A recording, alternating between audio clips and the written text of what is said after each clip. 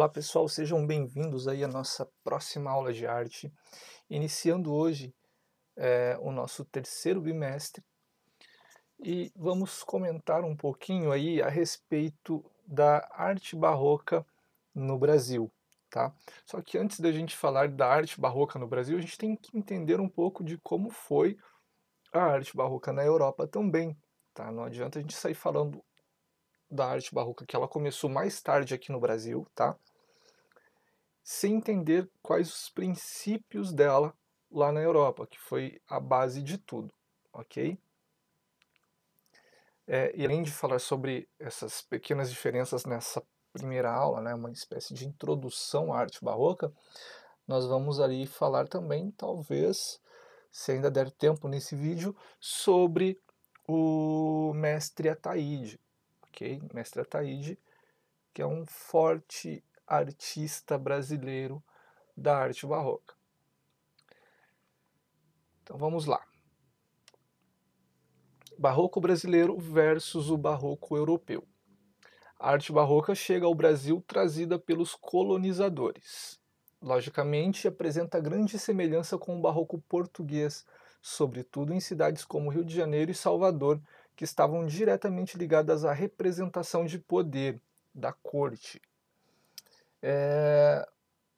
Antes da gente prosseguir, é importantíssimo salientar que o barroco, a arte barroca, ela está muito ligada às igrejas, à arte sacra. E as cidades que tinham grande poder de riqueza eram as que conseguiam trabalhar melhor essa arte barroca, tá? A arte barroca, vocês vão perceber conforme a gente for passando aí pelo conteúdo, vocês irão perceber que é uma arte cheia de detalhes e que adora um dourado, né? Ela é maravilhada pelo ouro.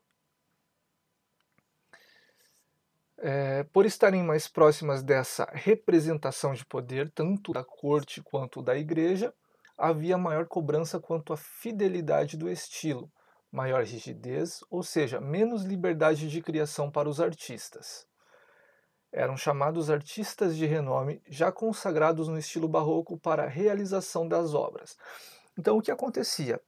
Ali em Salvador e no Rio de Janeiro, como tinha muito, como eram cidades muito fortes, muito poderosas, tinham muito dinheiro, o poder todo se concentrava ali, né? A corte, os reis, os príncipes, aquela galera do poder se concentrava ali entre Rio de Janeiro e Salvador. E aí eles contratavam artistas já de renome para fazer essa produção da arte barroca nessas cidades.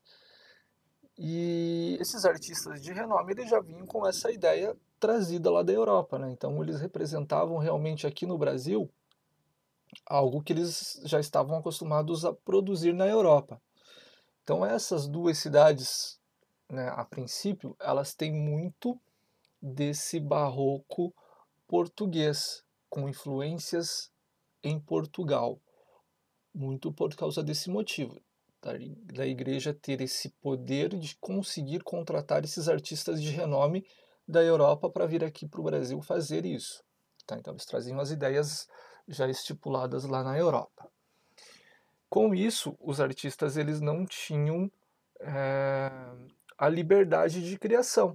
Então eles apenas copiavam o padrão da Europa, não chegava aqui e realizava da forma que bem entendia, tá?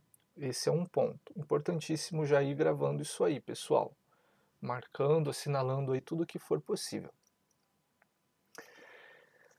Lembram que eu disse para vocês que o barroco ele adora um dourado? Então observa dentro dessa igreja em São Francisco, Salvador. Olha como ela é dourada. O barroco ele leva essa característica de fazer, às vezes, até uma folheação, por assim dizer, sobrepor madeira com fios de ouro, né? Então plaquinhas de ouro eles passavam por cima para decorar essa igreja. Não só essa, né? Com várias igrejas. E eles também misturavam pó de ouro nas tintas para dar uma luminosidade às pinturas. Então, o barroco, ele é extravagante, ele é cheio de detalhes e ele gosta de mostrar o poder através do ouro, tá? Então vocês vão encontrar muita coisa dourada, principalmente no barroco europeu, tá? Em cidades como São Paulo, que não tinha tanta riqueza, a arte barroca apresentou uma expressão, aqui eu coloquei duas vezes, me desculpem, mais simples, mais rústica, né? Então, ele não tinha tanto poder quanto Salvador e Rio de Janeiro, e aí fazia algo um pouquinho mais simples, né? Mas notem que até mesmo nessa obra que ela é mais rústica, o dourado está presente. Tá? E talvez ali em São Paulo não tinha tantos adornos, tanto enfeite quanto tinha em Salvador e Rio de Janeiro. Mas existia a arte barroca ali também, um pouquinho mais singela, mas existia. Na região de Minas Gerais surge uma arte barroca diferenciada. E é esse ponto que é importantíssimo para nós. É aqui que nós começamos a ter, que nós iniciamos a nossa caminhada referente à arte barroca brasileira, tá? Então, é em Minas que começa a surgir a arte barroca brasileira, tá? É este barroco que será considerado um estilo essencialmente brasileiro. Lembram que eu disse que os artistas em Salvador e Rio de Janeiro não tinham tanta liberdade para a construção das obras? Pois bem, aqui em Minas eles já têm essa liberdade. Olha lá, ó. Em Minas havia menos cobrança quanto ao estilo português original. E aí a gente começa a notar, por exemplo, essa aqui já é uma obra feita em Minas Gerais, uma pintura do mestre Ataíde. E aqui a gente começa a perceber algumas diferenças com relação ao barroco que existia lá na Europa. Aqui nós notamos, por exemplo, que essa virgem que está ali no centro, ela tem o cabelo mais crespo, ela tem a pele mais morena. Muito diferente do que acontecia lá na Europa. Pelezinha branquinha, cabelinho loirinho, tá?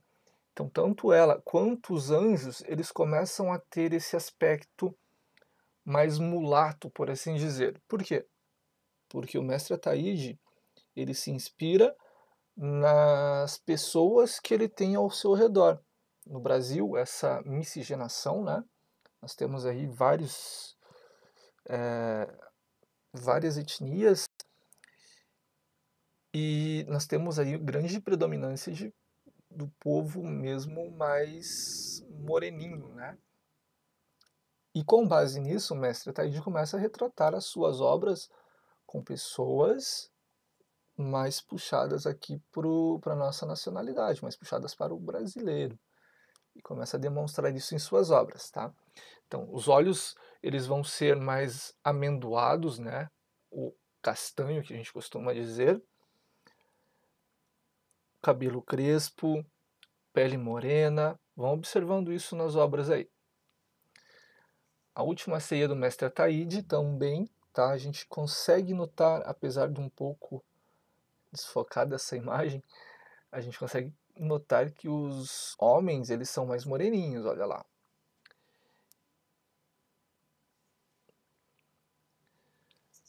Assim vai surgindo aos poucos uma arte que reflete mais nossa cultura. As imagens de santos e personagens religiosos passam a refletir as etnias brasileiras, o negro, o mestiço, o indígena, que foi o que eu acabei de explicar para vocês.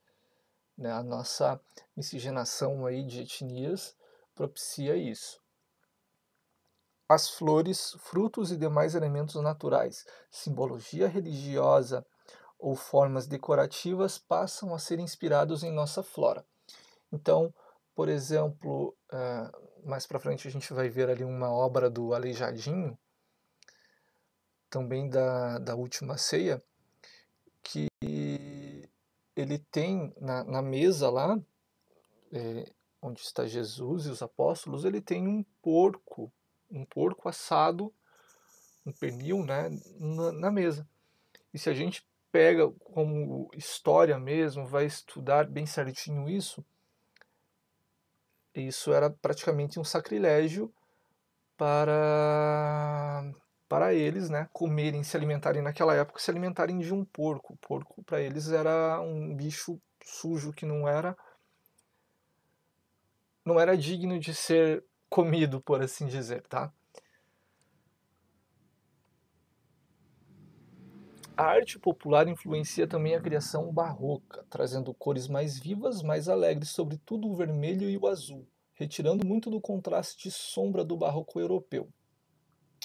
No barroco europeu, o, principalmente nas pinturas, a gente tem ali forte contraste de luz e sombra, tá? Então, as partes de sombra, o escuro, ele é muito escuro.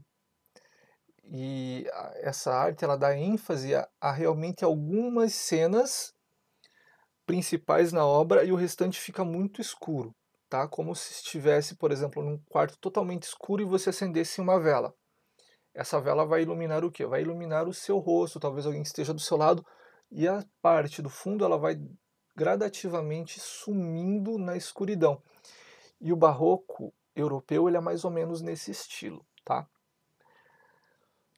O uso da pedra-sabão também confere ao estilo uma marca essencialmente nacional, já que este material não era encontrado ou utilizado em outras regiões.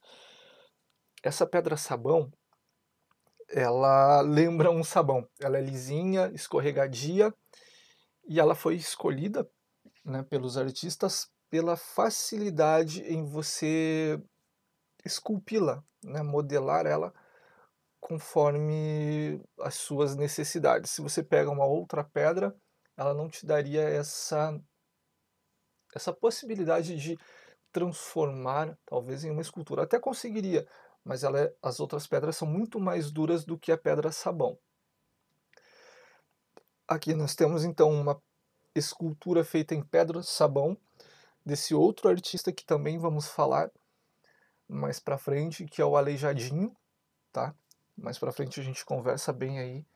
Eu vou explicar o porquê o chamavam de Aleijadinho, mas notem, isso é uma pedra. Olha a perfeição, por exemplo, nas dobras das roupas, né? Cada dobra ali muito bem feita, muito bem entalhada. Lembrando que isso é feito em pedra. Olhe, por exemplo, cabelo, barba, é muito bem trabalhado. Os detalhes na roupa é muito bem trabalhado mesmo. É impressionante. Aqui mais uma mais próxima, né, escultura em pedra-sabão também, Aleijadinho. Nós temos duas, temos essa aqui na frente e tem outra aqui mais ao fundo, tá? Ele tem várias esculturas feitas em pedra-sabão, em madeira, que nós vamos ver aí também mais para frente, tá? Pessoal, essa então foi uma pequena introdução a respeito do barroco brasileiro. Na nossa próxima aula eu vou falar então sobre esses dois grandes artistas, o mestre Ataíde e o Aleijadinho. O mestre Ataíde pintor, o Aleijadinho escultor, tá? Então vocês espero que estejam compreendendo bem aí mais ou menos onde eu quero chegar com essa breve introdução da diferença do barroco europeu com o barroco brasileiro, como se iniciou o barroco brasileiro, né? Qual foi a principal ideia do barroco brasileiro ter esse início.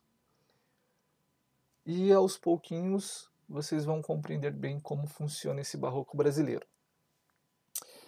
Lembrando que o vídeo ele será postado no fórum, mas as perguntas e dúvidas devem ser postadas lá em produção acadêmica, ok? Eu vou deixar lá um link sobre o barroco brasileiro e vocês colocam lá para a gente poder ir discutindo e tirando as dúvidas de todos aí, ok? Pessoal, grande abraço e até a próxima!